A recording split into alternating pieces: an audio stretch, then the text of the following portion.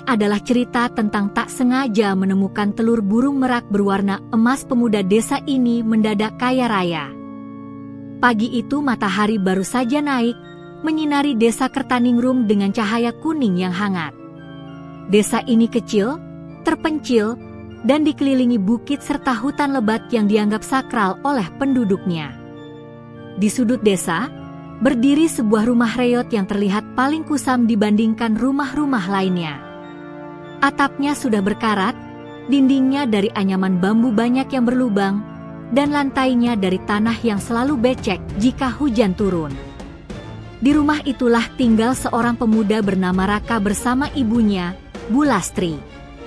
Raka, pemuda berusia 19 tahun, dikenal sebagai anak yang rajin, sabar, dan tidak pernah mengeluh meski hidupnya serba kekurangan.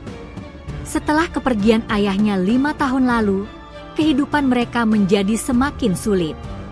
Ayahnya meninggalkan utang yang harus dilunasi perlahan-lahan kepada juragan hasil bumi. Raka bekerja serabutan, mulai dari mencangkul sawah orang, memotong kayu, menggembala kambing desa, hingga ikut mencari kayu bakar ke hutan. Apa saja ia lakukan demi menyambung hidup dan meringankan beban ibunya. Pagi itu ia bangun lebih cepat dari biasanya. Langit masih agak abu-abu, embun masih menggantung di dedaunan. Dalam keheningan pagi, ia duduk di depan rumah sambil memperbaiki kapak kecil yang gagangnya mulai retak. Bu Lastri muncul membawa secangkir teh hangat. "Pergi lagi ke hutan, Nak?" tanya ibunya lembut sambil menatap wajah Raka yang tampak letih. "Iya, Bu. Persediaan kayu sudah habis. Besok kita butuh untuk memasak. Aku sekalian cari ranting-ranting kering yang bisa dijual." Bu Lastri tidak menyembunyikan rasa cemasnya. "Jangan terlalu jauh masuk hutan, Raka. Semalam Mbah Karno bilang ada suara aneh dari dalam hutan. Semacam suara burung besar." Raka tersenyum, berusaha menenangkan ibunya. "Ah, itu paling suara burung hantu atau elang, Bu. Lagi pula aku cuma cari ranting. Tidak akan lama." Namun Raka tahu betul bahwa ada area tertentu di hutan yang memang dianggap terlarang oleh warga desa. Area itu disebut Hutan Kertanegara, bagian paling gelap dan paling dalam dari keseluruhan hutan. Menurut cerita turun-temurun, di dalamnya ada penunggu, ada hewan langka, dan ada burung sakral yang jarang dilihat manusia. Orang tua dulu bilang, siapapun yang masuk tanpa izin bisa tersesat atau mendapat musibah. Namun pagi ini, karena kebutuhan mendesak, Raka merasa harus mengambil risiko. Ia memasukkan kapak kayu, tali, dan karung ke dalam ranselnya. Setelah mencium tangan ibunya, ia melangkah menuju hutan yang mulai diterangi matahari. Hutan Kertaningrum dipenuhi pepohonan tinggi yang menjulang seperti tiang raksasa. Cahaya matahari hanya mampu masuk sedikit melalui celah dedaunan. Udara basah dan aroma tanah bercampur dedaunan kering memenuhi hidung Raka. Suara burung-burung bercampur gemerisik ranting membuat suasana terasa hidup namun mencekam. Raka mulai dengan mengumpulkan ranting-ranting kecil dekat tepi hutan. Tapi setelah berjalan hampir 1 jam, ia menyadari bahwa ranting yang didapat tidak banyak. Musim sedang tidak bersahabat. Hujan turun beberapa hari sebelumnya membuat banyak ranting basah dan sulit terbakar. "Kalau begini, aku harus masuk sedikit lebih dalam," gumam Raka sambil melihat ke arah pepohonan yang lebih gelap dan rapat. Ia ragu sejenak. Orang desa sering mengingatkan agar tidak melampaui batas tertentu. Namun kebutuhan hidup membuatnya memberanikan diri. Ia melangkah lebih dalam, melewati akar-akar besar yang menjalar di tanah seperti ular, melewati batang tumbang, dan melewati semak berduri yang merintangi jalan. Semakin jauh ia melangkah, semakin sunyi suasana hutan. Tidak ada suara burung lagi. Tidak ada suara serangga. Seolah-olah hutan itu menahan napas, mengawasi setiap geraknya. Tiba-tiba terdengar suara kling, kling, seperti dua logam saling beradu. Raka berhenti. Suara itu jelas berasal dari balik semak belukar di depannya. Ia menelan ludah. Suara itu terdengar terlalu halus untuk menjadi suara binatang biasa. Ia mendekat perlahan, mengangkat ranting untuk menyingkirkan semak. Dan di balik semak itu, ia melihat sesuatu yang membuat matanya membelalak. Sebuah telur besar berwarna emas tergeletak di antara akar pohon raksasa. Ukurannya lebih besar dari kepala manusia dewasa. Telur itu memancarkan cahaya lembut meski berada di tempat gelap. Permukaannya berkilau seperti emas murni, bukan sekadar warna cat atau pantulan cahaya. Bahkan tanah di sekitarnya tampak redup dibandingkan sinar alami telur itu. Raka terpaku. Jantungnya berdegup kencang. Apa ini? Bisiknya. Telur itu seperti benda dari dunia lain. Ia meraih telunjuknya dan menyentuh permukaannya. Seketika tubuhnya merasakan getaran halus, seperti hembusan angin lembut dari dalam telur. Anehnya, telur itu hangat, bukan dingin seperti telur biasa. Raka langsung mundur 2 langkah. Ia berpikir, ini pasti milik satwa yang sangat besar. Bagaimana kalau induknya datang? Namun ia juga terpana oleh keindahannya. Belum pernah ia melihat sesuatu seperti ini seumur hidup. Bahkan emas yang sering ia lihat di toko emas desa tidak ada yang berkilau seperti ini. Saat ia hendak berbalik pergi, suara samar seperti bisikan terdengar di telinganya. Raka. Pemuda itu terdiam kaku. Raka. Ia memutar tubuh. Tidak ada siapapun. Hanya pohon-pohon besar dan bayangan gelap. Angin pun nyaris tidak bergerak. Bisikan itu terdengar sekali lagi, lebih halus. Raka. Raka menahan napas. Apakah hutan ini memanggilku? Atau telur ini? Perasaan campur aduk antara ketakutan dan rasa penasaran membuat pikirannya bimbang. Ia tahu ia harus pergi. Tapi kakinya seolah tidak ingin bergerak menjauh.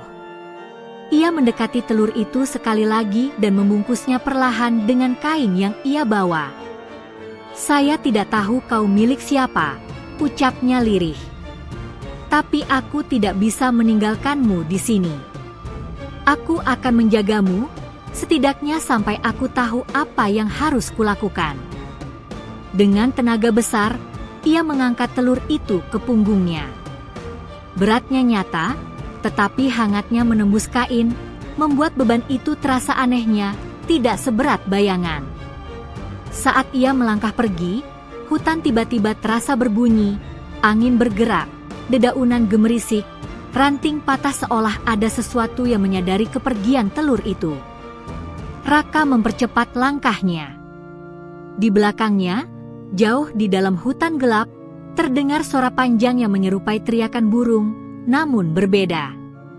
Suara itu seperti campuran elang, merak, dan sesuatu yang tidak dikenal manusia. Suara itu bergema ke seluruh hutan seperti panggilan kehilangan. Raka tidak menoleh. Ia berlari pulang. Apapun yang ia bawa pulang itu, ia tahu hidupnya tidak akan pernah sama lagi. Raka tiba di rumah dengan napas tersengal dan punggung yang terasa hampir patah. Telur besar itu terlalu berat untuk ukuran manusia biasa, tetapi entah mengapa tubuhnya seolah didorong oleh rasa penasaran dan adrenalin yang tak pernah ia rasakan sebelumnya. Begitu sampai di depan rumah, ia meletakkan telurnya perlahan di atas tikar lusuh yang menjadi tempat Bulastri biasa menjemur biji kopi. Ibunya terkejut bukan main. "Ya Allah, Raka, apa yang kamu bawa itu?" serunya dengan mata melebar dan suara bergetar. Raka menelan ludah, masih belum bisa sepenuhnya menjelaskan. Bu, aku menemukannya di hutan. Di tempat yang sangat dalam, aku tidak tahu ini apa. Bulastri mendekat dengan hati-hati, seolah takut benda itu hidup dan bisa menggigit. Ketika ia melihat permukaannya, bibirnya terbuka tetapi tak mampu mengeluarkan kata-kata. Telur itu memancarkan cahaya keemasan lembut, membuat wajah Bulastri terlihat seperti diterangi lampu minyak.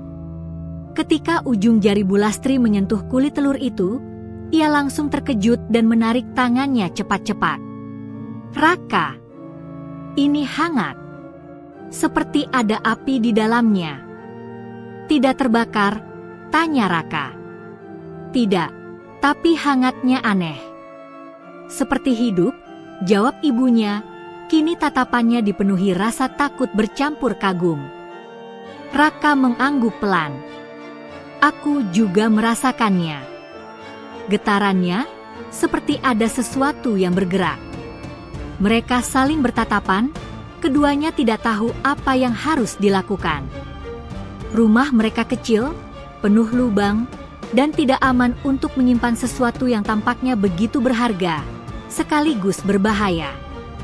Malam mulai turun perlahan, menutupi desa dengan bayangan gelap. Hanya suara jangkrik yang meramaikan suasana. Di dalam rumah, Raka dan Bulastri duduk di dekat telur itu, masih bingung dan tidak yakin apa langkah selanjutnya. Mereka tidak bisa tidur, rasa cemas dan rasa penasaran membuat keduanya tetap terjaga.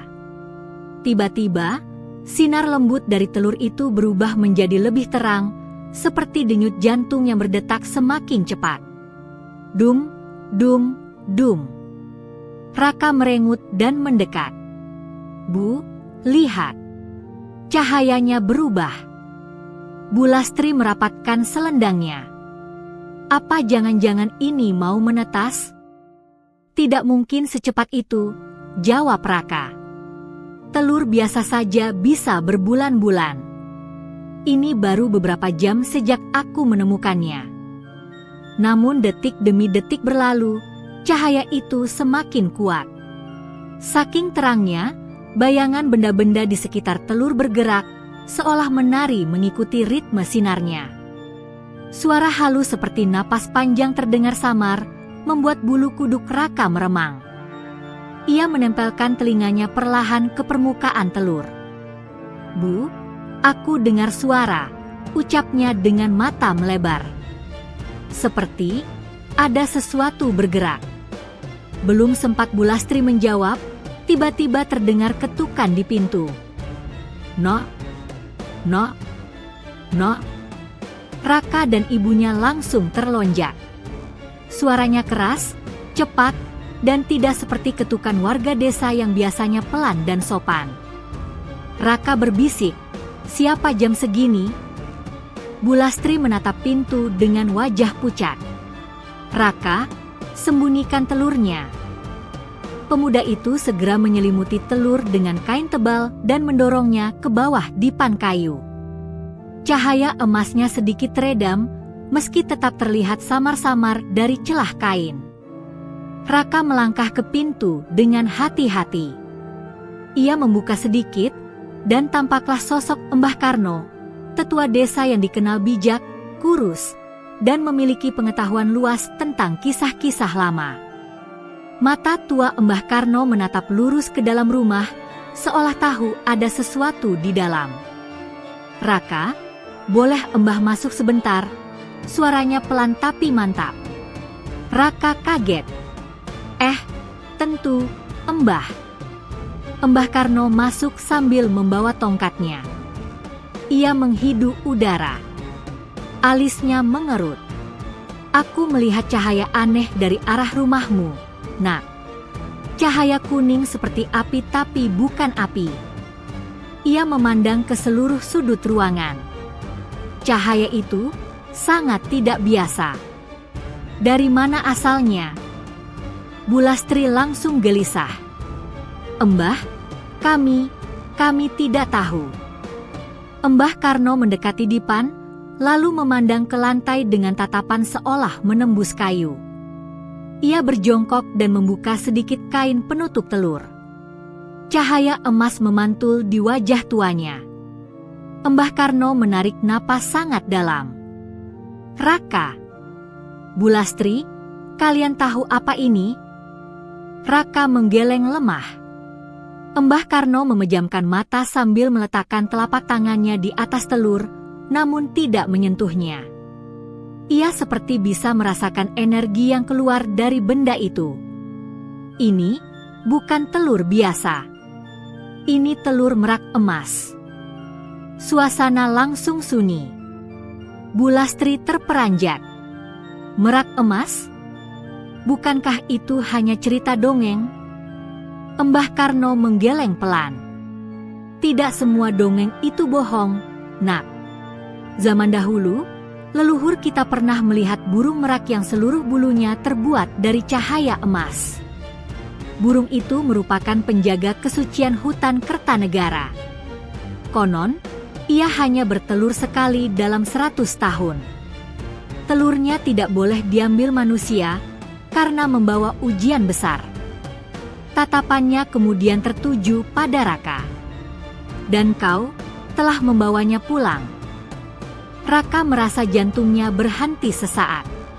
"Mbah, aku tidak tahu. Aku menemukannya sendirian di hutan. Tidak ada sarang, tidak ada induknya." "Itulah masalahnya," ucap Mbah Karno serius. "Jika induknya mendapati telurnya hilang, ia akan mencarinya. Dan ia akan marah." Ucapan itu membuat udara di dalam rumah terasa dingin. Raka menggenggam kain penutup telur itu erat-erat. "Tapi, kalau aku biarkan di sana, bisa diambil pemburu," jawab Raka pelan. Mbah Karno menatapnya lama. Ada sesuatu dalam tatapan itu, kombinasi antara kekaguman dan ketakutan. "Kau memang punya hati baik, Nak. Dan mungkin itulah alasan telur ini memilihmu." Raka terdiam. "Merak emas," lanjut Mbah Karno, "bukan makhluk biasa. Ia memiliki kekuatan di luar nalar manusia. Telurnya hangat karena energi hidupnya. Kalau menetas, akan lahir makhluk yang bisa mendatangkan keberkahan besar atau bencana besar." Bu Lastri menutup mulutnya, menahan rasa takut. "Lalu, apa yang harus kami lakukan, Mbah?" tanya Raka. Tetua desa itu bangkit perlahan, menatap keduanya dengan berat. "Jagalah. Jangan beritahu siapapun. Jika orang desa tahu, apalagi orang luar, mereka akan berburu telur ini. Nilainya tak ternilai." Raka menelan ludah. "Dan satu hal lagi," Mbah Karno menambahkan dengan nada suram. "Jika telur ini bersinar lebih terang dari sekarang, itu artinya waktunya semakin dekat." "Waktu? Apa, Mbah?" tanya Bu Lastri. Mbah Karno berjalan menuju pintu, kemudian berkata perlahan tanpa menoleh. "Waktu penetasan." Setelah Mbah Karno pergi, rumah mereka kembali sunyi. Namun kini ada rasa ketakutan yang berbeda. Telur itu kembali berdenyut, seperti jantung bayi, membuat tikar bergetar halus. Raka duduk di lantai sambil memandangi benda itu. "Bu, HM, apa ibu takut?" Bu Lastri menarik napas panjang. "Takut, Raka. Tapi entah kenapa ibu juga merasa ini bukan kebetulan. Seolah-olah telur ini memang harus sampai ke tanganmu." Raka terdiam. Dalam hatinya, ia merasakan hal yang sama. Malam semakin larut. Mereka berdua berusaha tidur, tapi sulit. Telur itu memancarkan cahaya lembut tanpa berhenti. Suara desah napas dan getarannya terdengar seperti lantunan halus yang tak bisa dijelaskan. Raka hendak memejamkan mata ketika sesuatu membuatnya terkejut. Tiba-tiba telur itu mengeluarkan suara seperti retakan kecil. Cerak. Raka langsung duduk tegak. Bu, telurnya. Telur itu berkilau semakin terang, dan retakan halus seperti peta mulai terlihat di permukaannya. Raka tahu satu hal. Apapun yang berada di dalam telur itu sudah tidak sabar untuk keluar. Pagi itu embun masih melekat pada pucuk-pucuk ilalang saat Bagas terbangun dengan perasaan yang sulit dijelaskan. Semalam ia menyembunyikan telur merak berwarna emas itu di dalam peti kayu peninggalan ayahnya. Walau ia berusaha tidur, bayangan cahaya emas yang sempat membuatnya silau masih saja menghantui pikirannya. Ia duduk di pinggir ranjang, mengusap wajah, berusaha memastikan semuanya bukan mimpi. Apa benar aku menemukan telur emas? Gumamnya. Ia melangkah pelan menuju sudut kamar, tempat peti itu berada. Nafasnya tercekat. Dengan tangan gemetar ia membuka peti. Telur emas itu masih ada. Berpendar lembut seperti cahaya pagi yang menetes dari langit. Bagas menutup peti itu kembali, lalu menarik napas dalam-dalam. Aku harus tahu apa sebenarnya ini. Keputusan berbahaya. Ia membawa telur itu keluar rumah, mengintip kanan-kiri untuk memastikan tidak ada warga yang melihat. Kampung Sukamukti terkenal sebagai kampung kecil yang penuh rasa ingin tahu. Jika satu orang tahu, maka dalam 5 menit seluruh desa akan mengetahuinya. Bagas menutupi telur itu dengan kain goni dan memasukkannya ke dalam tas selempangnya. Aku harus bicara dengan Embah Suro, katanya dalam hati. Embah Suro adalah tetua desa yang tinggal di sebuah rumah bambu di perbukitan. Orang-orang bilang ia menguasai ilmu tentang hewan-hewan langka dan memahami tanda-tanda alam. Jika ada satu orang yang bisa menjelaskan apa yang sedang terjadi, itu pasti Embah Suro. Perjalanan menuju rumah Embah Suro. Perjalanan ke rumah Embah Suro tidak mudah. Jalan tanah berkelok, menanjak, dengan akar-akar pohon besar menjulur seperti tulang raksasa. Burung-burung berkicau nyaring, seolah suasana pagi ingin memberi peringatan. Di tengah perjalanan, Bagas berhenti sejenak. Tasnya bergerak-gerak.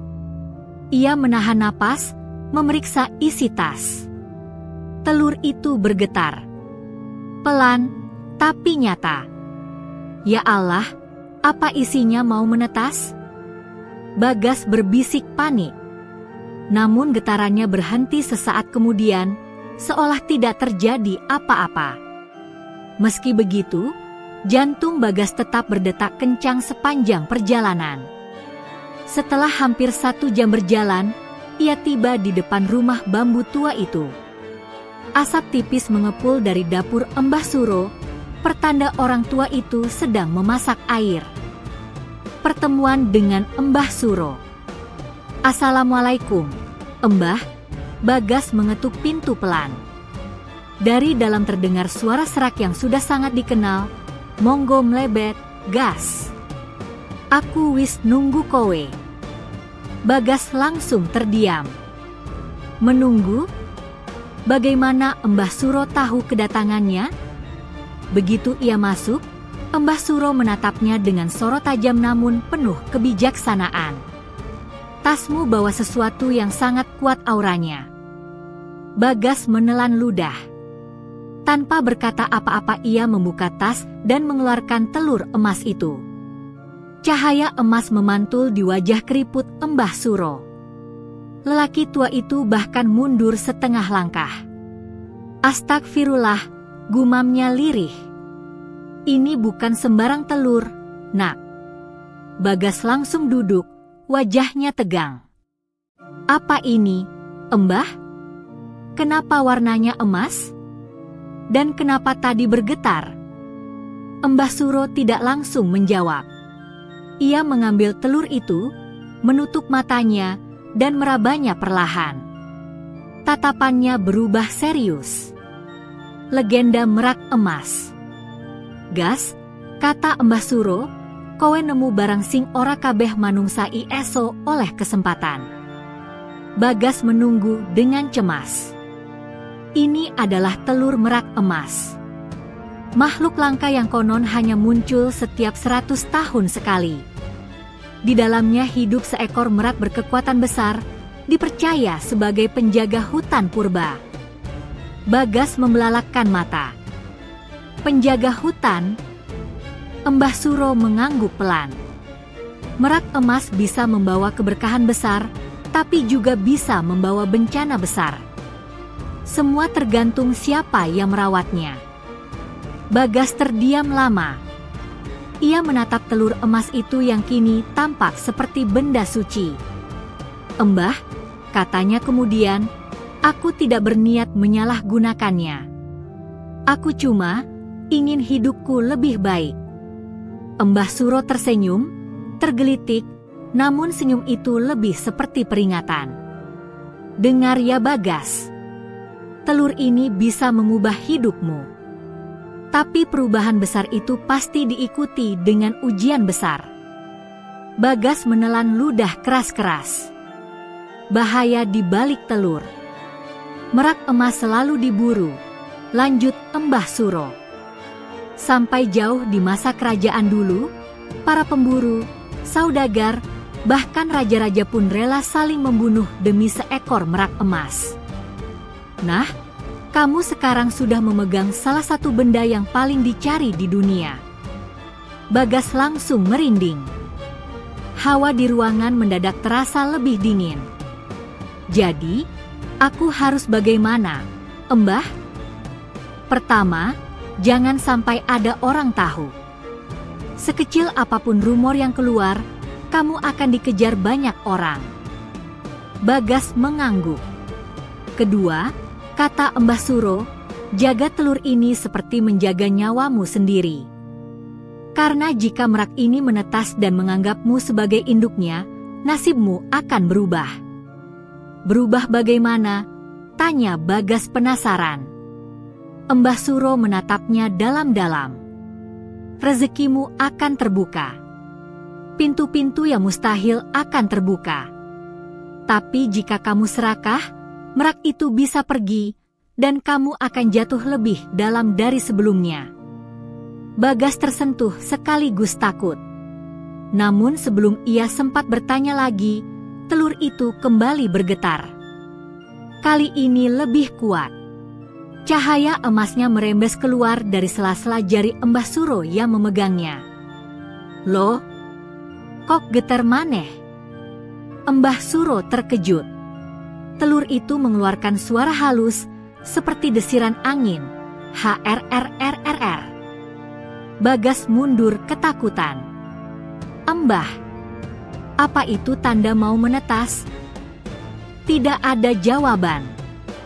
Yang ada hanyalah Embah Suro yang memandang telur itu dengan wajah semakin serius. Firasa Embah Suro.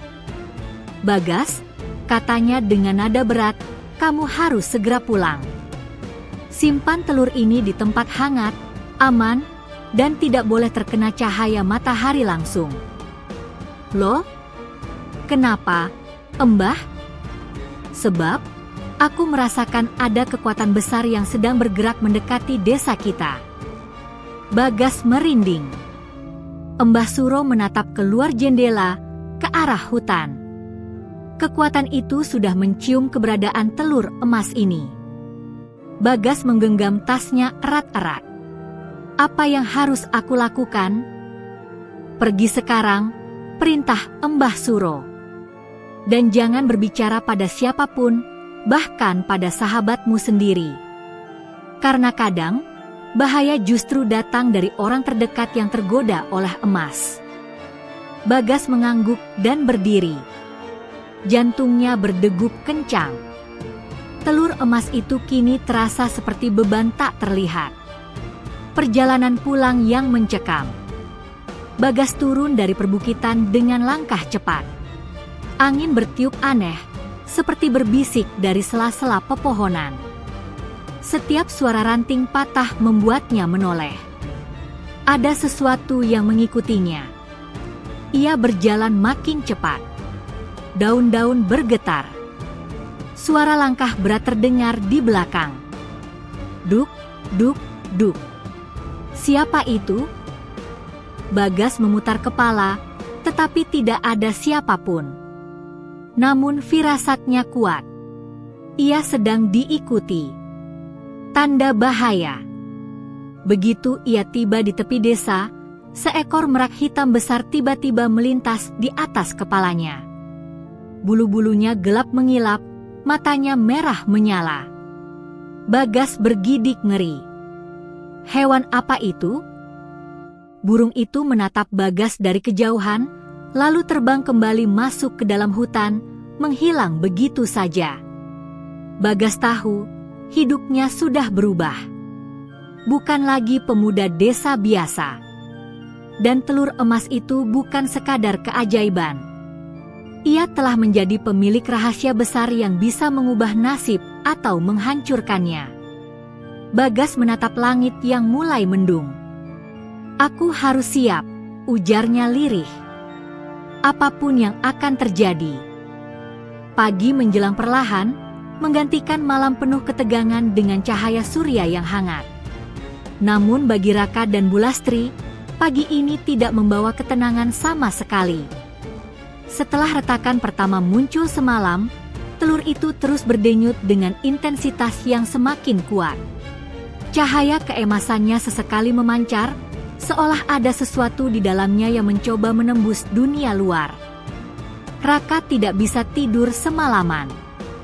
Ia duduk bersandar pada dinding bambu, matanya terus menatap telur itu, takut jika terjadi sesuatu ketika ia lengah. Retakan halus yang semalam hanya satu, kini menjadi 3 garis tipis seperti urat kristal yang saling bertautan. Ketika Bulastri bangun, ia langsung menutup mulut melihat perubahan itu. Raka, ini semakin cepat dari perkiraan Embah Karno.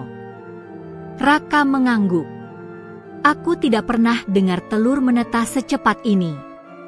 Bahkan ayam pun butuh 3 minggu. Bulastri menatap anaknya lama. Kau yakin telur ini tidak membawa bahaya? Raka menoleh pada telur itu. Cahaya lembutnya justru membuat hati Raka merasa aneh. Tidak takut. Tidak terancam. Justru merasa terlindungi. Aku tidak tahu, Bu, tapi aku merasa telur ini tidak akan menyakiti kita. Sementara itu, tanpa mereka sadari, dari balik pepohonan di belakang rumah, ada sepasang mata mengintai. Mata itu milik Sarman, salah satu warga desa yang bekerja sebagai pencari kayu dan dikenal memiliki sifat iri hati.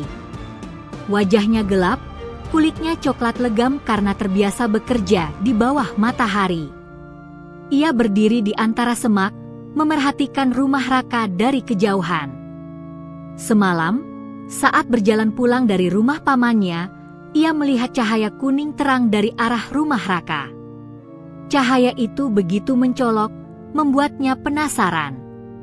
Dan pagi ini, ia datang diam-diam untuk memastikan apa yang dilihatnya. Saat ia menyipitkan mata, ia melihat melalui celah dinding bambu yang berlubang, sesuatu yang berkilau dari dalam. Sarman memicingkan mata. Emas?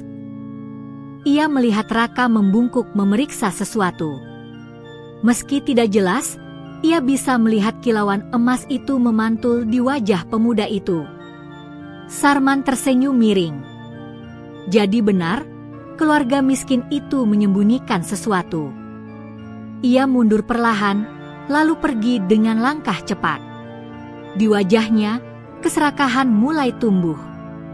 Di dalam rumah, Raka mencoba memindahkan telur ke tempat lebih aman, ke dalam ruangan kecil tempat mereka menyimpan barang-barang. Namun ketika ia mencoba mengangkatnya, telur itu terasa lebih berat dari sebelumnya. Aneh, semalam tidak seberat ini, gumamnya. Ia memanggil ibunya. Bu, bantu pegang kainnya.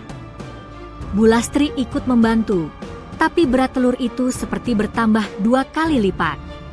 "Tuhan, apa ini semakin hidup?" desis Bulastri. Saat mereka hendak memindahkannya, tiba-tiba telur itu bergetar kuat. Boom! Getarannya begitu keras hingga mangkuk tanah liat di rak jatuh dan pecah. Raka serta ibunya terlonjak ke belakang. Telur itu kini memancarkan cahaya emas terang, lebih kuat dari sebelumnya. Cahaya itu memancar ke seluruh ruangan seperti sinar matahari kecil. "Hei! Hei! Tenang! Kami tidak apa-apakan kau?" teriak Raka tanpa sadar. Seolah mendengar suara Raka, getaran itu perlahan mereda. Telur itu berhenti bersinar terang dan kembali memancarkan cahaya lembut seperti sebelumnya. "Kau bicara dengan telur?" tanya Bulastri terheran. Raka menggaruk kepalanya. "Entahlah, Bu, aku merasa dia bisa mendengar." Namun sebelum mereka sempat kembali memikirkan hal itu, terdengar langkah tergesa-gesa di luar rumah. "Raka! Raka!" Suara itu suara Mbah Karno. Raka bergegas membuka pintu. Wajah Mbah Karno terlihat sangat tegang, napasnya terengah-engah seperti habis berlari jauh. "Mbah, kenapa? Ada apa?" Mbah Karno memegang tangan Raka dengan kuat. "Kau harus hati-hati. Seseorang telah melihat cahaya dari rumahmu semalam." Pipi Raka memanas. Siapa, Mbah?" "Sarman," jawab Mbah Karno lirih. "Orangnya tidak bisa dipercaya. Ia sering mencuri hasil kebun warga. Jika ia sampai tahu tel..." Belum selesai kalimat itu, dari dalam rumah terdengar suara retakan keras. "Craa!" Bulastri berteriak. "Raka!" Retakannya tambah besar. Raka dan Mbah Karno kembali masuk dengan tergesa. Mereka melihat telur itu kini bersinar sangat kuat, dan retakan besar mulai terbentuk, membelah permukaan telur seperti kristal yang pecah. Mbah Karno tercengang. "Ini terlalu cepat. Ini baru 2 hari." Raka mendekat, berlutut di samping telur. "Apa kita harus menolongnya?" "Tidak," jawab Mbah Karno cepat. "Jangan sentuh. Makhluk kuat seperti ini harus keluar sendiri. Jika kau mencoba membantu, bisa berbahaya." Telur itu kembali berdenyut, kali ini disertai suara seperti nyanyian lembut. Hum, hum, hum. Raka terpana. Suara itu seperti suara merdu yang menembus hati, membuat bulu kuduk berdiri namun sekaligus menenangkan jiwa. Bulastri memegang dadanya. "Masya Allah, suara apa ini?" Mbah Karno menatap telur itu. "Inilah alasan telur ini sangat berharga. Ini bukan hanya telur, ini anugerah." Namun sebelum mereka sempat berbicara lebih jauh, terdengar suara lain dari kejauhan. Suara langkah kaki banyak. Suara gaduh. Suara orang-orang berbicara keras. "Ayo cepat. Saya yakin tadi malam dari sini. Tadi Sarman bilang dia lihat cahaya emas." Mbah Karno menatap Raka dengan terkejut. "Tidak. Mereka sudah datang." Raka merasa jantungnya seakan berhenti. "Mbah, apa yang harus kami lakukan?" Dengan cepat, tetua desa itu berkata, "Sembunyikan telur itu sekarang. Jangan biarkan siapapun melihat." "Tapi Mbah..." "Cepat, Raka." Raka dan ibunya langsung mencari cara. Namun telur itu terlalu besar, terlalu berat, dan terlalu terang untuk disembunyikan.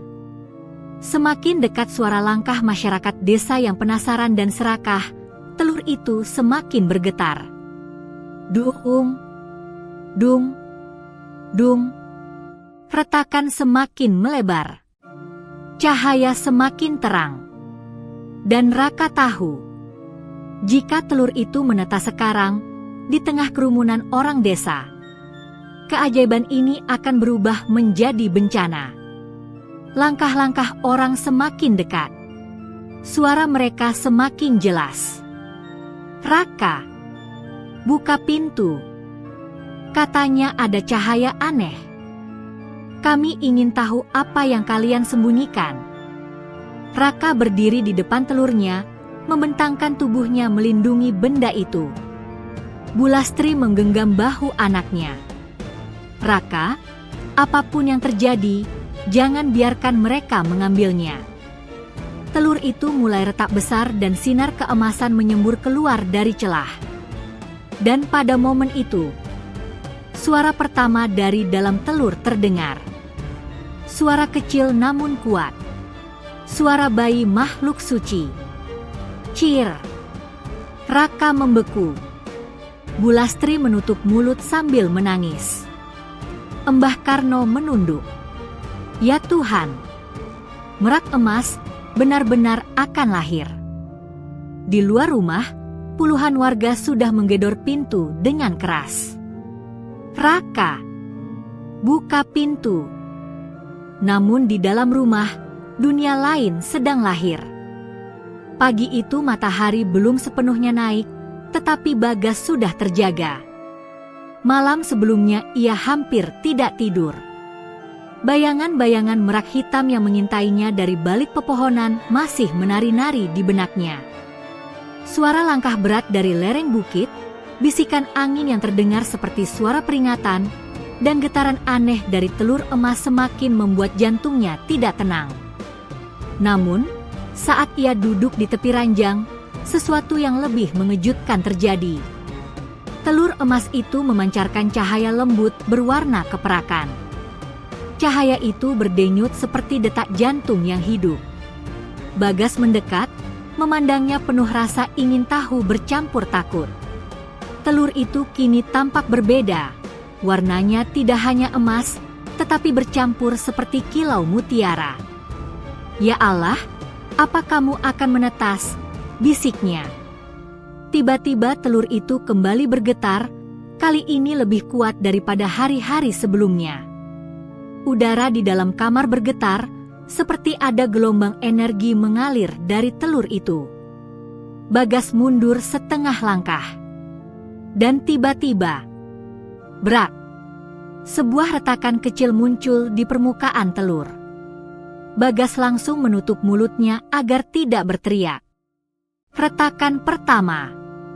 Retakan itu hanya sebesar rambut, tetapi cukup untuk membuat perasaannya campur aduk. Ia ingat jelas apa yang dikatakan Embah Suro.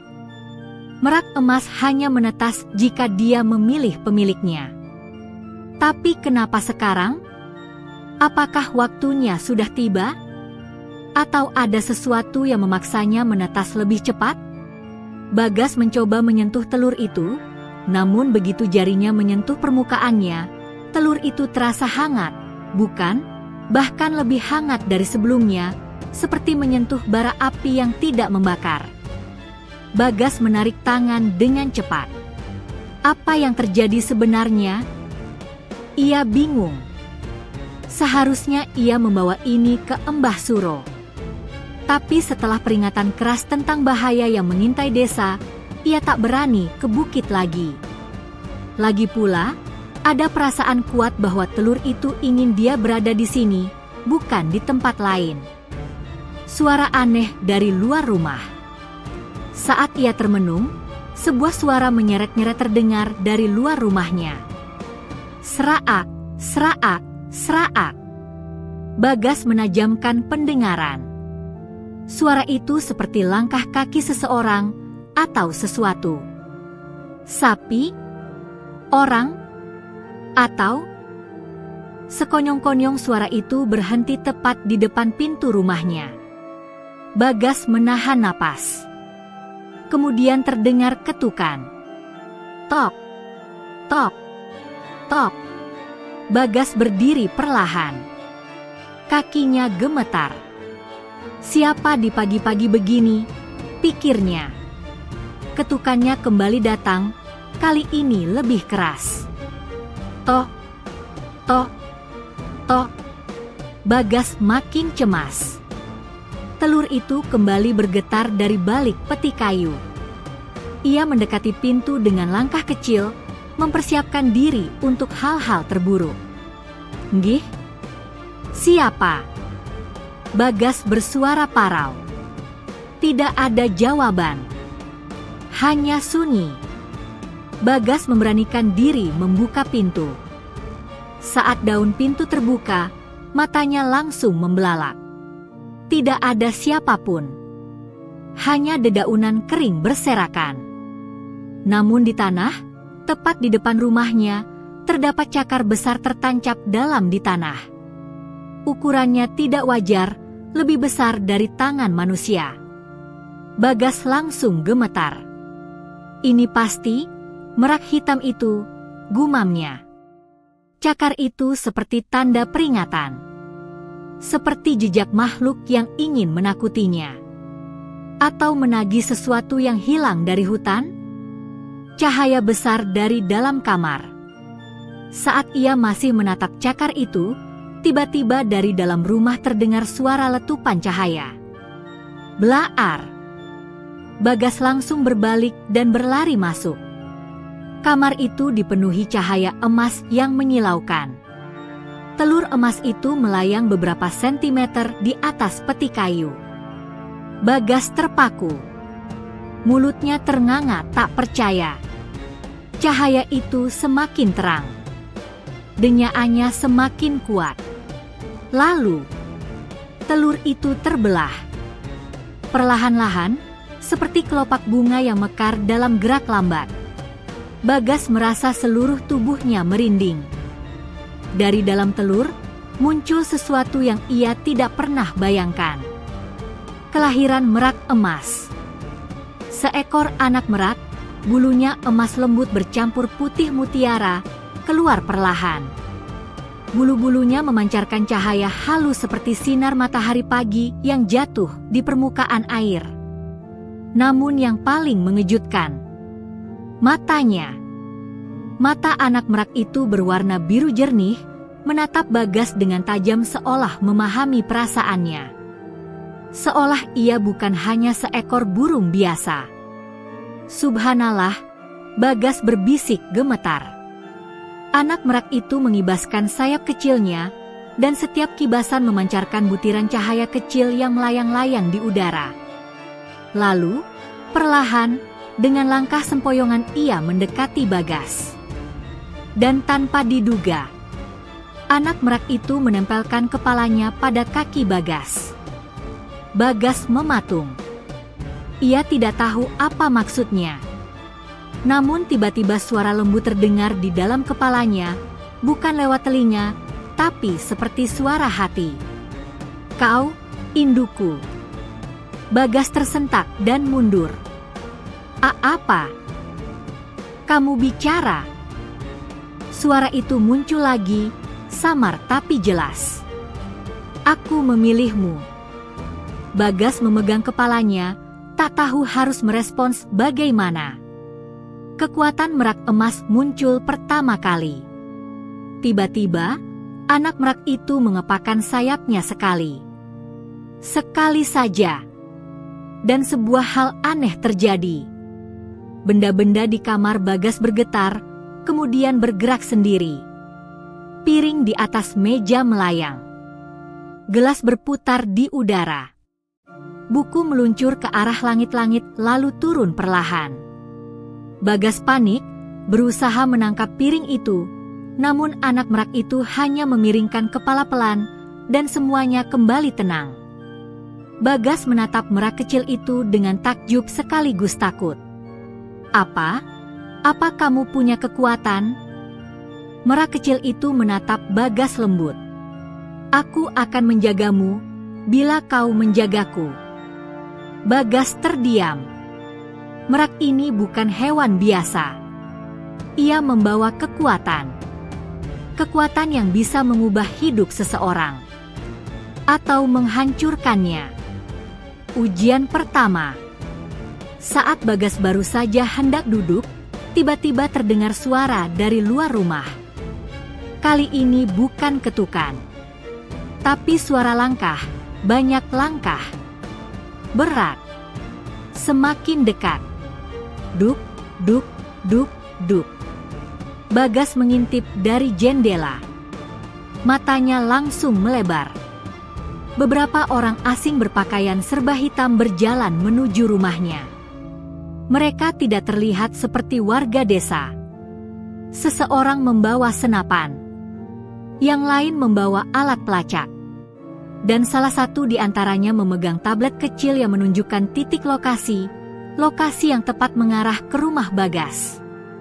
Hah? Mereka nyari telur ini? Bagas panik. Merak kecil itu tiba-tiba bersinar lebih terang, seolah merasakan bahaya. Jangan biarkan mereka menangkapku. Bagas mengambil kain dan membungkus merak kecil itu, lalu menempelkannya di dadanya. Langkah orang-orang itu semakin mendekat. Duk, duk, duk, duk, duk, duk. Hingga akhirnya, tok, tok, tok. Pintu rumah Bagas diketuk keras. Bagas merasakan jantungnya berdegup paling kencang dalam hidupnya. Ia tahu, mulai detik ini, hidupnya tak akan pernah sama lagi. Ketukan keras di pintu Bagas terdengar lagi, kali ini lebih kuat, lebih memaksa, seolah orang-orang itu tidak ingin menunggu sedetik pun. Tok, tok, tok. Sial, mereka sudah sampai, gumam Bagas panik. Di dadanya, di balik kain tebal, anak merak emas itu menggeliat gelisah. Bulunya memancarkan kilau halus seperti serpihan cahaya matahari. Bagas menempelkan telapak tangannya ke dada, menenangkan. SSSST, tolong jangan bersinar sekarang, bisiknya. Merak kecil itu bergumam halus lewat suara hati. Bahaya, mereka mencariku. Bagas menelan ludah keras-keras. Tok, tok, tok. Ketukan itu semakin keras. Suara laki-laki terdengar dari luar. Buka pintu. Kami dari lembaga konservasi. Ada laporan hewan langka masuk wilayah desa ini. Buka pintunya. Bagas langsung membeku. Lembaga konservasi? Tidak mungkin. Suara itu terlalu dingin, terlalu tegas, terlalu mencurigakan. Bagas mengintip dari celah jendela. 3 orang berpakaian hitam berdiri di depan pintu. Satu membawa tablet dengan peta. Yang lain membawa tas besar yang bentuknya mencurigakan, seperti jaring elektronik. Satu lagi membawa senjata kejut. Bagas mundur perlahan. Ini bukan petugas konservasi. Ini pemburu profesional. Langkah pertama untuk melarikan diri. Bagas tahu ia tidak bisa keluar lewat pintu depan. Ia harus menemukan jalan lain sebelum mereka menerobos. Ia berlari kecil ke dapur, membuka jendela kecil di belakang rumah. Sayangnya, jendela itu hanya cukup untuk tubuh anak kecil, bukan pemuda berusia 19 tahun seperti dirinya. Gawat, gumamnya. Merak kecil itu berbicara lagi lewat suara hati. Aku bisa bantu, tapi energiku masih lemah. Bantu bagaimana? Bawa aku, dekatkan ke jendela.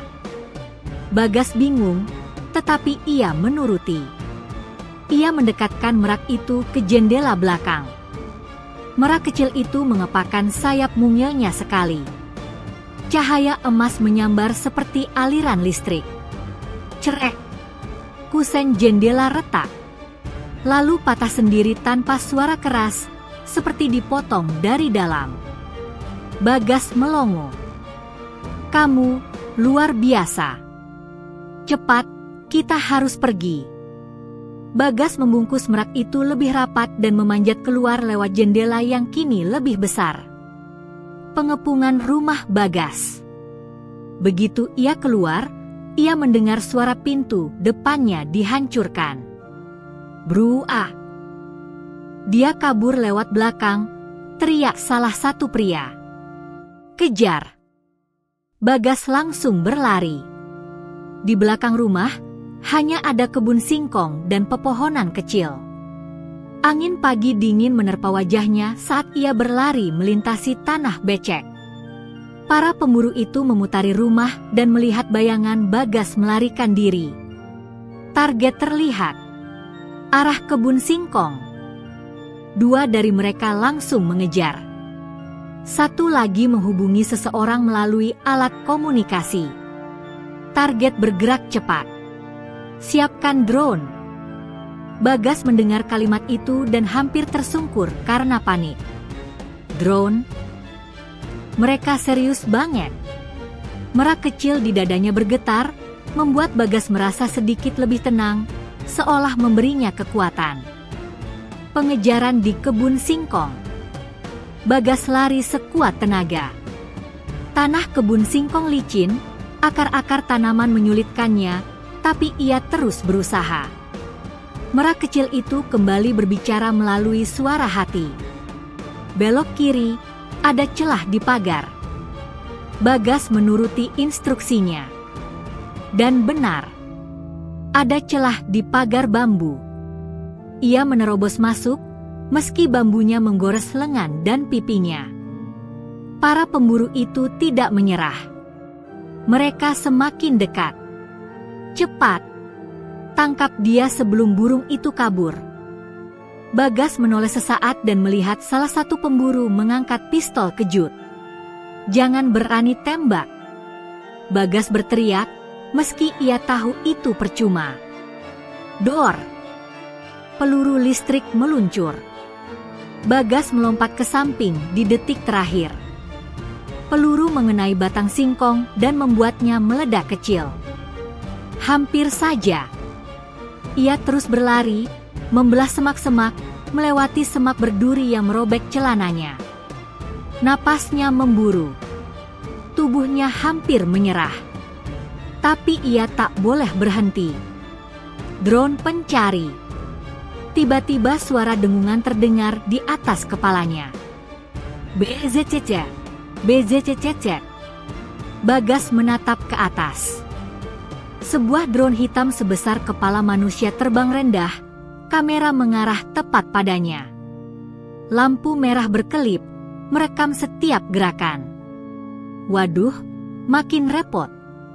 Bagas berseru panik. Drone itu menembakkan jaring listrik berukuran kecil. Suing. Bagas merunduk. Jaring listrik itu tersangkut di pohon kecil. "Bagas! Cepat ke sungai," merak kecil itu berkata lewat suara hati. "Sungai? Tapi itu agak jauh. Aku tahu jalan pintas." Bagas mengikuti nalurinya. Ia belok kanan, melewati rumpun bambu dan semak belukar yang lebih rapat. Di bayangannya, sungai itu hanya jarang ia datangi karena tempatnya di punggung bukit. Tapi jika merak itu berkata ia tahu jalan, Bagas percaya. Ia tidak punya pilihan lain. Jatuh ke dalam jurang kecil. Namun jalur yang ditunjukkan merak itu sempit dan licin. Bagas tidak sempat berhenti ketika kakinya terpeleset batu. DUG. Ia terguling. Aarg. Tubuhnya jatuh ke dalam jurang kecil sedalam 3 meter. Ia mendarat di tumpukan daun kering. Tulang belakangnya nyaris patah rasa-rasanya. Bagas meringis menahan sakit. Merak kecil itu keluar dari kain, terhuyung tetapi tidak terluka. "Aduh, sakit banget," keluh Bagas. Tiba-tiba drone meluncur turun dari atas jurang, kamera mengarah tepat padanya. Sial! Bagas menutupi merak dengan tubuhnya. Drone itu mengecilkan jarak dan bersiap menembakkan jaring listrik lagi. "Bagas, jangan bergerak," merak kecil itu memperingatkan. Bagas membeku. Merak kecil itu mengangkat kepalanya pelan. Cahayanya berubah menjadi lebih terang dari sebelumnya. Tanpa peringatan, dor! Kilatan cahaya emas keluar dari tubuh merak kecil itu, menyambar drone. Drone meledak seperti petasan besar. Braa-a-a. Potongan-potongan logam drone jatuh berserakan. Bagas terpekik. "Ya ampun, kamu bisa nembak cahaya?" Merak kecil itu menatapnya dengan mata biru lembut. "Itu hanya sedikit tenaga." Pelarian ke sungai. Ledakan itu membuat para pemburu berhenti sejenak, terkejut. "Tadi itu apa?" "Drone kita hancur. Ada sesuatu di tangan anak itu." Bagas bangkit pelan-pelan meski tubuhnya sakit. Ia meraih merak kecil itu kembali ke dalam kain dan memaksakan diri untuk terus berjalan. "Bagas, ke timur, sungai tinggal sedikit lagi," merak kecil membimbingnya. Dengan sisa tenaga, Bagas memanjat sisi jurang dan menerobos belukar di depannya. Dan benar, suara gemericik air mulai terdengar. Air mengalir deras, jernih, membelah hutan. Sungai itu tampak seperti penyelamat. Bagas menghela napas lega. "Tolong, semoga ini cukup untuk membuat mereka kehilangan jejak." Namun merak kecil itu justru berkata, "Tidak, Bagas, ini baru permulaan." Bagas menatap merak kecil itu dengan wajah pucat. "Nanti dulu, apa maksudmu baru permulaan?" Sebelum merak kecil itu menjelaskan, tiba-tiba terdengar teriakan dari belakang. "Hei, di sana!" Para pemburu itu sudah menemukan jejaknya. Bagas menggigit bibir. "Ayo, kita harus terus lari." Ia melompat menyeberangi batu-batu sungai, air menciprat ke wajahnya, dan suara langkah para pemburu semakin dekat. Pelarian itu belum selesai. Dan Bagas tahu, mulai dari hari ini, ia bukan lagi pemuda biasa. Ia adalah pemuda yang membawa makhluk paling berharga dan paling berbahaya di dunia. Desa Wanasuta pagi itu masih diselimuti embun ketika Darsa menuruni bukit kecil di belakang rumah Pak Rano. Ia sengaja berjalan memutar, melewati jalur yang jarang dilalui warga, karena ia merasa ada sesuatu yang harus dicari atau mungkin dihindari. Sejak kejadian semalam, ketika suara pekikan merak terdengar dari kejauhan, hatinya tak tenang. Dalam perjalanan itu, Darsa melihat tanda-tanda aneh di tanah, jejak kaki besar, dalam, dan berat. Bukan jejak sapi, bukan jejak manusia biasa. Bentuknya memanjang seperti milik seseorang yang mengenakan sepatu bot tebal. Lebarnya 2 kali kaki orang dewasa. Darsa berjongkok, menyentuh jejak itu dengan hati-hati. Embun yang menempel di tepi jejak masih tampak utuh, menandakan bahwa jejak itu baru terbentuk sebelum fajar. "Hanya ada satu orang di desa ini yang pakai sepatu seperti ini," gumam Darsa. Wajahnya langsung pucat. "Pak Darmawan." Ia menelan ludah. Kepala desa itu selama ini memang dikenal ramah, tapi beberapa bulan terakhir tingkahnya berubah. Terlalu tertarik dengan hal-hal yang berbau mistis, sering menerima tamu-tamu dari luar desa yang wajahnya tak pernah terlihat jelas, dan pernah suatu kali menyodorkan pertanyaan aneh kepada warga. "Jika kalian menemukan sesuatu yang sangat berharga di hutan, apakah kalian akan menyerahkannya pada desa?" Waktu itu, pertanyaan itu terdengar seperti gurauan. Tapi kini Darsa yakin, Pak Darmawan sedang mencari telur merak emas itu. Dengan jantung berdegup, Darsa mengikuti jejak tersebut. Jejak itu memotong ladang singkong, berbelok ke arah bukit, lalu berhenti di dekat gundukan batu yang membentuk celah sempit. Dari balik celah itu, Darsa mendengar suara berbisik. Ia mendekat, menahan napas.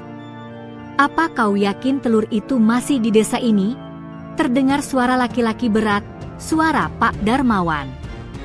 "Kami melihat cahaya emas dari arah hutan malam itu." Ini suara kedua, lebih kasar. Tampaknya salah satu tamu misterius yang sering mengunjungi kepala desa. "Kita harus menemukannya sebelum orang lain menemukannya," lanjut suara itu. "Burung merak emas, itu bukan hewan biasa. Telurnya bisa membuat siapapun kaya raya." Darsa menahan teriakannya. Ia tak menyangka rumor itu sudah menyebar sejauh ini. Suara-suara itu terus berbicara, semakin jelas. "Kades, kalau benar telur itu ada di tangan seseorang, kita harus memaksanya bicara." Pak Darmawan menghela napas panjang.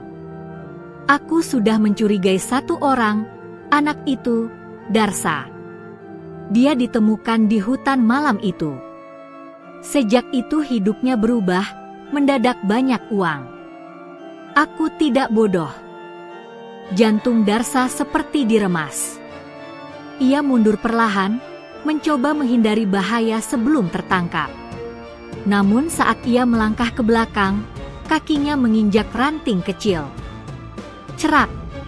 Suara itu membuat percakapan di dalam batu berhenti total. "Siapa itu?" teriak salah satu dari mereka. "Ada yang menguping." Darsa langsung berbalik dan berlari sekuat mungkin. Angin menerpa wajahnya. Napasnya terdengar serak-serak panik. Ia tak berani melihat ke belakang, tapi suara langkah kaki besar mengejarnya membuat bulu kuduknya berdiri. "Kejar dia! Jangan biarkan dia lolos!" Suara-suara itu seperti gema buruk yang mengisi seluruh hutan. Darsa menerobos semak belukar, menuruni lereng terjal, dan melompat melewati batang pohon tumbang. Sesekali kakinya tergelincir, tapi ia memaksa tubuhnya untuk terus berlari. Ketika ia tiba di tepi sungai kecil, ia mengambil jalan memutar ke arah gua kecil di bawah tebing, tempat ia dan merak emas pernah bersembunyi. Nafasnya tercekat, tubuhnya dipenuhi debu dan goresan. Dari dalam gua yang gelap, ia menunggu sambil menahan suara nafas. Terdengar suara langkah-langkah di luar. "Kau yakin tadi dia lari ke sini?" "Cari. Dia pasti tidak jauh." Beberapa menit yang terasa seperti berjam-jam berlalu. Akhirnya suara itu menghilang, perlahan jauh menuju arah lain. Baru setelah itu Darsa berani keluar. Ia mengusap wajah. Tubuhnya masih gemetar. Sekarang ia tahu, bukan hanya dirinya yang menginginkan telur itu. Orang-orang serakah dan berbahaya sedang mengejarnya. Siang harinya, Darsa kembali ke rumahnya dengan langkah pelan. Desa terasa lebih sunyi dari biasanya. Orang-orang yang biasanya menyapanya kini menatapnya dengan pandangan curiga. Seolah kabar tentang dirinya sudah mulai menyebar. Saat ia membuka pintu rumahnya, ibunya langsung memeluknya erat. "Darsa, dari mana saja kamu?" Ibu khawatir. Darsa terdiam, lalu memutuskan untuk jujur pada ibunya. Ia menceritakan semua yang terjadi, jejak misterius, percakapan Pak Darmawan, serta usaha mereka mengejarnya. Wajah ibunya tampak pucat. "Kita harus hati-hati, Nak. Kalau benar mereka mengincar telur itu, hidup kita bisa terancam." Darsa mengangguk. "Tapi aku berjanji akan melindungi kita, Bu." Baru saja ia menyelesaikan kalimat itu, tiba-tiba terdengar suara ketukan keras di pintu. Duk, duk, duk. Darsa, buka pintunya. Suara berat itu terdengar. Suara yang membuat darah Darsa membeku. Suara Pak Darmawan. "Ini hanya kunjungan biasa," katanya dengan nada dingin. "Ada hal yang ingin saya bicarakan." Ibunya menatap Darsa dengan panik.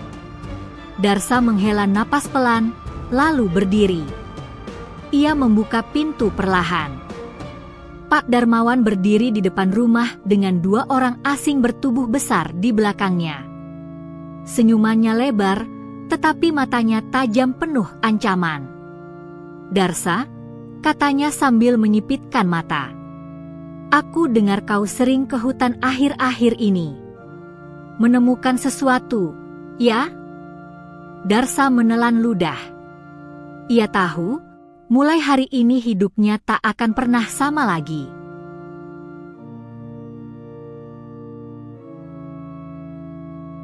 Ketegangan di depan pintu rumah itu terasa seperti pisau yang ditekan perlahan ke tenggorokan. Darsa berdiri kaku, tubuhnya sedikit gemetar. Ibunya berusaha menenangkan diri di belakangnya, meski tatapannya tak bisa menyembunyikan rasa takut yang menyeruak. Pak Darmawan tersenyum tipis, senyum yang sudah tak lagi mengandung keramahan seorang kepala desa. Senyum itu lebih mirip serigala yang sedang memastikan jaraknya cukup dekat sebelum menerkam. "Kita perlu berbicara, Darsa," ujarnya dengan suara berat. "Tentang sesuatu yang sangat berharga." 2 orang asing di belakangnya berdiri seperti bayangan hitam. Tubuh mereka kekar, berotot, mata mereka tajam seperti burung pemangsa. Dari caranya memindai rumah Darsa, jelas mereka bukan sekadar tamu, mereka adalah orang-orang yang biasa bekerja untuk tugas-tugas kotor. Darsa menarik napas panjang.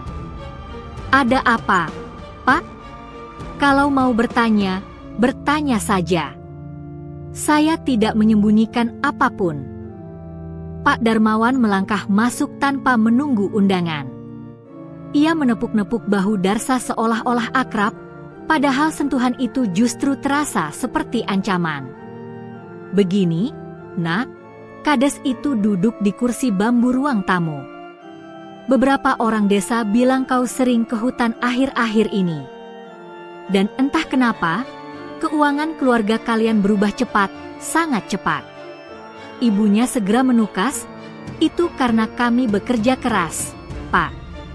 Darsa menolong Pak Ranu dan saya menerima beberapa pesanan memasak dari kota." "Ah, ya, alasan yang bagus." Pak Darmawan tersenyum samar. "Tapi saya tidak bodoh." Darsa menahan napas. Kades itu bersandar ke kursi, mengetuk-ngetukkan jari ke meja. "Aku tahu legenda itu, Darsa. Tentang burung merak emas, telur emas, dan keberuntungan yang dibawanya. Anak-anak desa sering diceritakan dongeng itu. Tapi aku menemukan fakta lain." Ia mengeluarkan selembar kertas dari sakunya. Foto jejak kaki. Foto cahaya aneh di hutan. Foto lokasi di mana Darsa pertama kali menemukan merak emas. "Kau berada di sana," katanya dengan suara rendah. "Dan aku tahu kau menemukan sesuatu." Ibunya segera berdiri di depan Darsa, menghadang. "Pak Darmawan, cukup. Rumah ini bukan tempat untuk menginterogasi. Bila Bapak menuduh kami, tunjukkan buktinya." Pak Darmawan berdiri perlahan. Wajahnya berubah gelap. "Ibu, saya kepala desa. Saya bertanggung jawab atas keamanan desa ini. Jika ada benda berharga yang dapat membawa petaka, saya wajib mengetahuinya." 2 orang di belakangnya maju setengah langkah, membuat suasana memanas. Darsa mengepalkan tinju. "Saya tidak memiliki apapun, Pak. Saya tidak menemukan telur yang Bapak cari." Kades itu mendekat hingga wajah mereka hanya berjarak beberapa sentimeter. Matanya tajam menembus. "Kalau begitu, jangan sampai aku menemukan yang sebaliknya," katanya dingin. Aku akan mengawasimu, Darsa. Setiap hari, setiap langkah. Ia berbalik dan melangkah keluar rumah. Namun sebelum pintu tertutup, ia menatap kembali ke arah Darsa. Dan ingat, orang-orang berkuasa tidak suka dibohongi. Pintu tertutup keras. Darsa hampir roboh ketika ancaman itu berlalu. Ia duduk di lantai, menunduk, sementara ibunya memegang bahunya. Darsa, apa yang harus kita lakukan sekarang? Entahlah, Bu, jawab Darsa lirih. Tapi kita harus menyelamatkan telur itu. Kalau sampai salah tangan. Belum sempat ia menyelesaikan kalimat, suara kukuk terdengar dari belakang rumah. Suara merak emas. Darsa langsung berlari ke belakang. Benar saja, burung merak emas itu berdiri di dekat pohon nangka, tubuhnya memancarkan cahaya keemasan lembut. Mata burung itu menatap Darsa dengan tajam, seolah memahami keadaan yang menegang. Oh tidak, kalau dia datang ke sini, para orang itu bisa melihatnya, gumam Darsa panik. Merak emas itu mengeluarkan suara rendah, seperti mencoba memberi isyarat. Ia melompat ke atas pagar, lalu ke dahan pohon, dan mengeluarkan suara panjang. Ku-ka-a-a. Seakan berkata, ikuti aku. Tanpa berpikir panjang, Darsa mengambil telur emas yang disembunyikan di bawah papan lantai dapur. Ia membungkusnya dengan kain tebal, lalu memasukkannya ke tas kecil. Ibunya memegang tangannya. Hati-hati, Nak. Jangan kembali sebelum memastikan keadaan aman. Darsa mengangguk. Saya janji, Bu. Ia mengikuti merak emas itu menuju arah hutan. Kaki-kakinya berlari melewati kebun singkong, melompati parit kecil, dan akhirnya masuk ke dalam kegelapan rindang hutan Wanasuta. Di dalam hutan, merak emas itu berhenti di dekat pohon besar. Cahaya tubuhnya perlahan meredup seperti ingin menyamarkan diri. Darsa berjongkok, membuka tas dan memperlihatkan telur emas itu. Ini yang mereka cari, bisik Darsa. Apa yang harus kita lakukan? Mereka tidak akan berhenti mengejar. Burung merak itu menatap telur tersebut, lalu memalingkan kepala ke arah utara, arah yang lebih dalam dari hutan, tempat yang jarang dimasuki warga. Suaranya terdengar pelan, hampir seperti bisikan. Kur-ru. Darsa mengetahuinya, tempat itu adalah lembah bintang, tempat yang menurut mitos merupakan sarang leluhur semua burung merak. Tanda-tandanya semakin jelas. Merak emas meminta Darsa membawa telur itu kembali ke asalnya. Tiba-tiba terdengar suara ranting patah.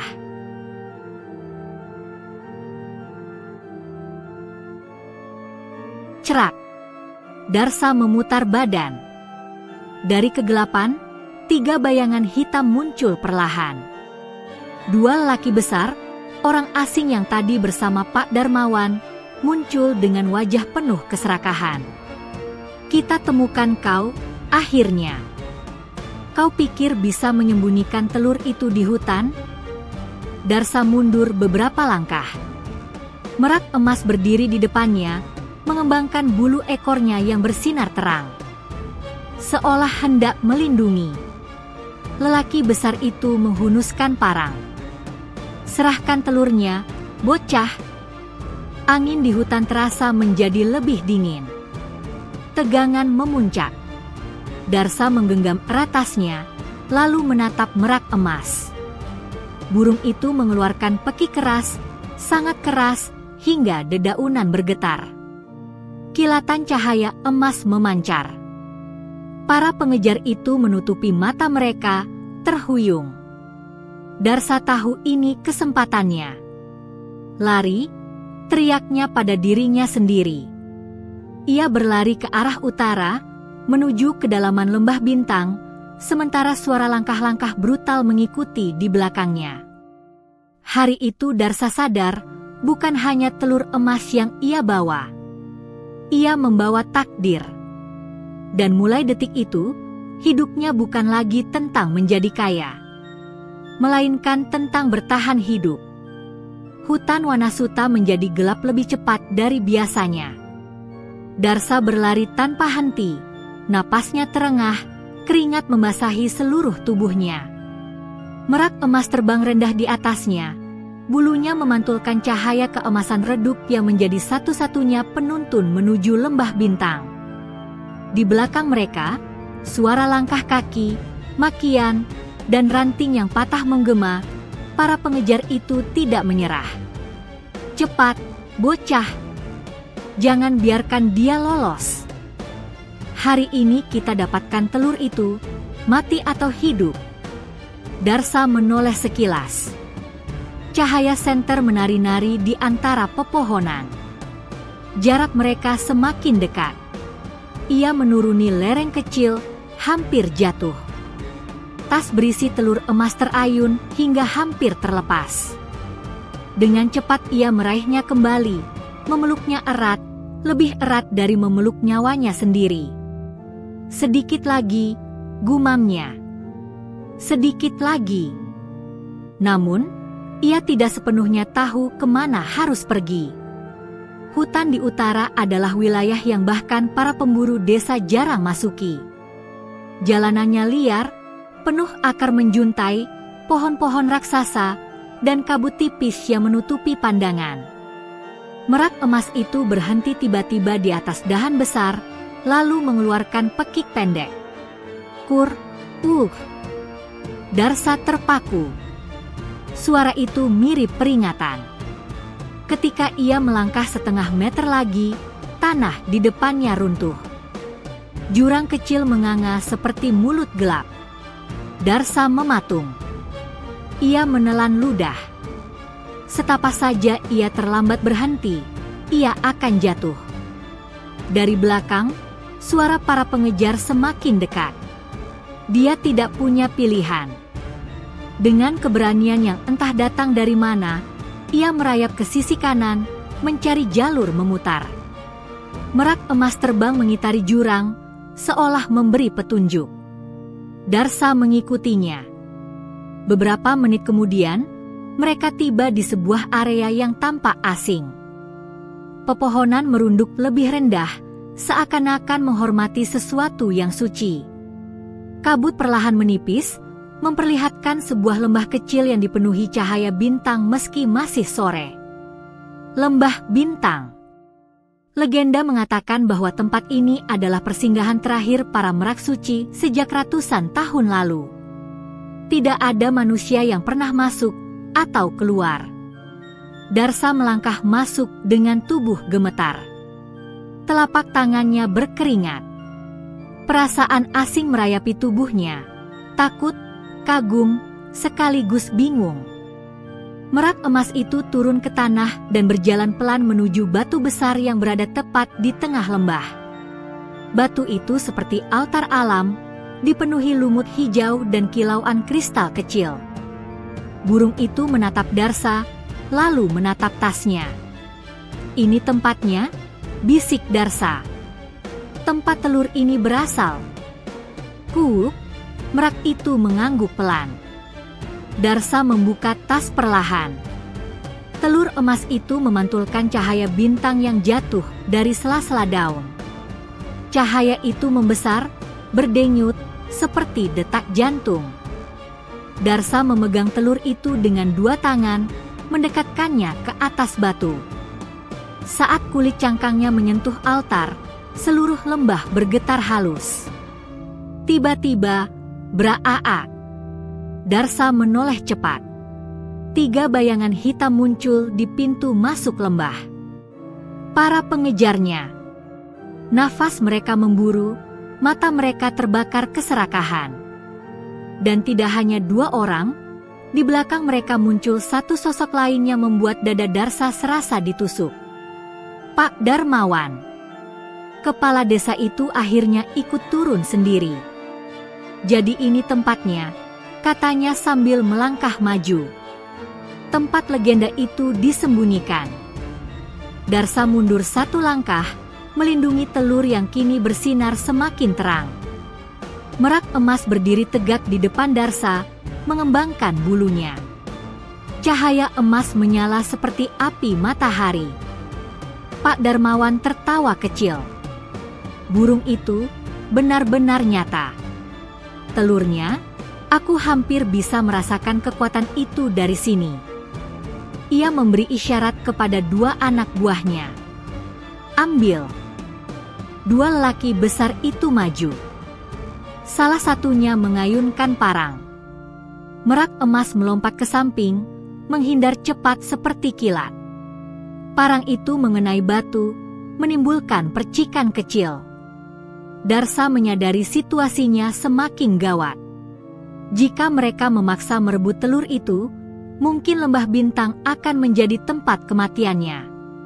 Merak emas tiba-tiba mengeluarkan suara keras, lebih keras dari semua pekik sebelumnya. Kaaak. Cahaya emas meledak dari tubuhnya. Para pengejar menutup mata. Tanah bergetar. Udara di sekitar batu besar seperti berputar.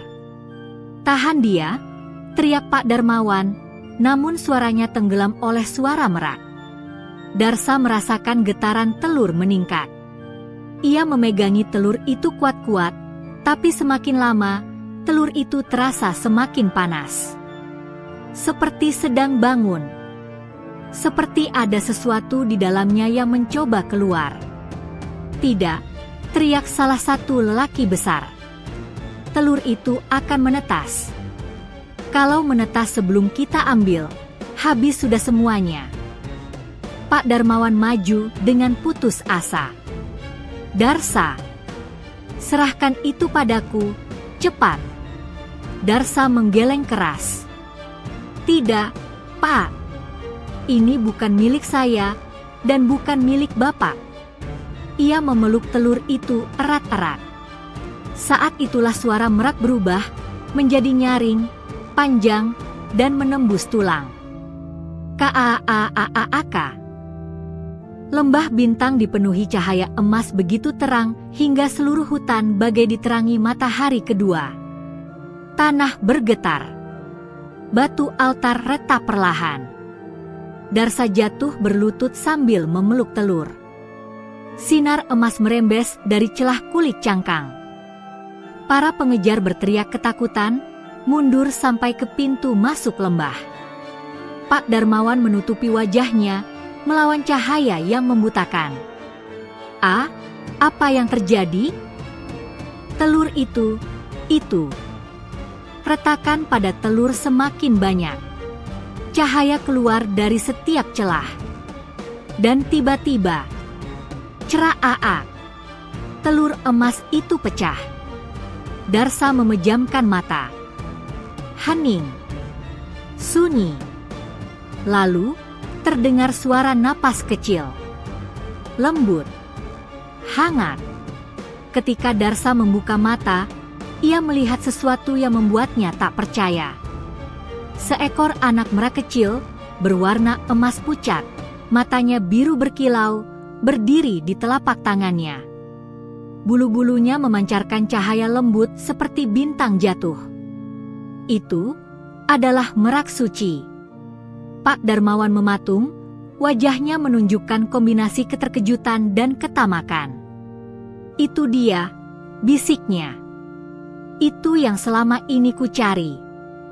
Merak emas dewasa berdiri di belakang Darsa, melindungi anak itu seperti penjaga terakhir. Namun belum sempat Darsa bergerak, Pak Darmawan menghunus pisau. Serahkan. Darsa menatapnya dengan tekad yang semakin membara. Tidak. Ia berdiri, menggendong anak merak di tangan, sementara merak emas dewasa bersiap menyerang. Lembah bintang menjadi saksi.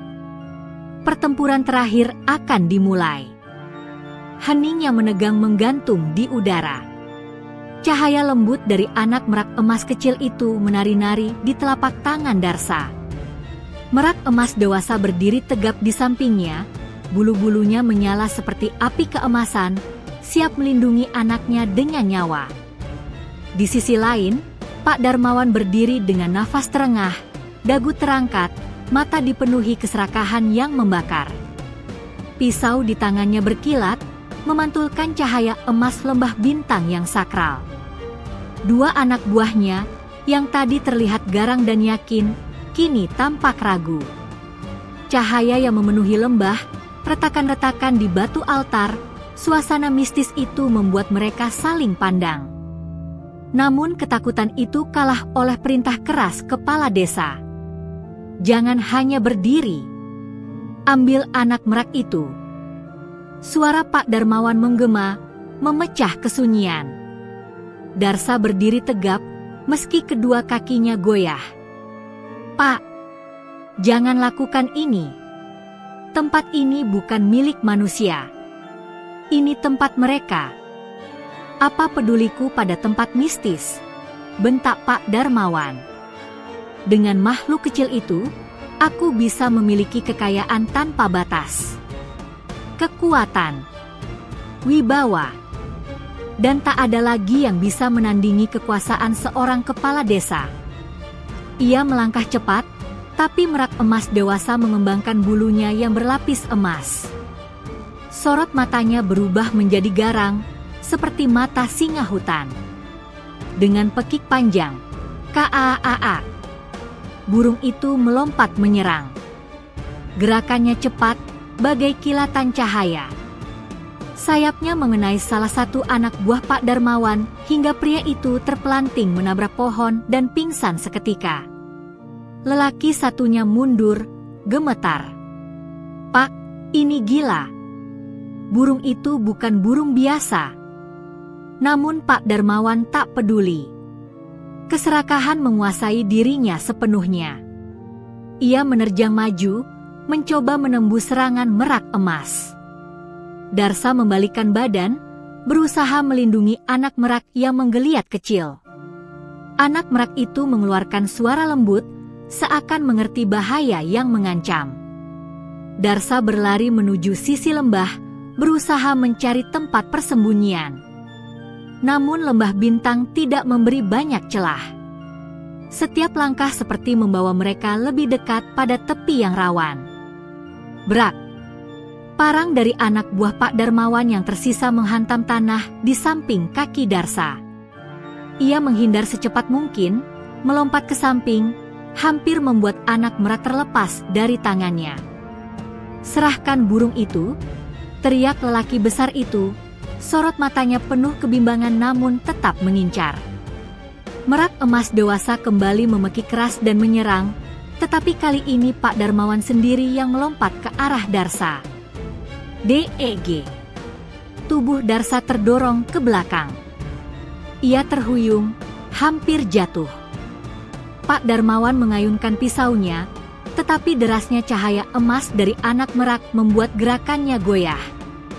Sinar itu terasa seperti dorongan halus yang membuatnya limbung. Apa-apaan ini? Gumamnya. Sinar keemasan itu makin terang, merayap ke seluruh lembah, memantul di batu kristal, hingga seluruh tempat itu tampak seperti langit yang turun ke bumi.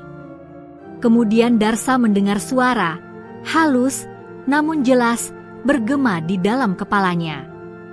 Lindungi kami. Tempatkan kami pada altar. Akan kami lindungi kalian. Darsa tersentak. Ia melihat anak merak kecil itu mengarahkan pandangan ke batu altar yang retaknya semakin melebar. Altar? Darsa menoleh ke merak emas dewasa. Burung itu mengangguk kecil, meski sedang sibuk menangkis serangan. Darsa mengatur napas. Tekadnya mengeras. Ia berlari menuju batu altar di tengah lembah. Pak Darmawan berteriak marah dan mengejarnya. Berhenti. Itu punyaku. Darsa tak mendengar lagi. Ia memeluk anak merak itu lebih erat dan menaiki batu altar. Saat telapak kakinya menginjak bagian paling atas, retakan batu itu bersinar. Cahaya memancar seperti semburan aurora.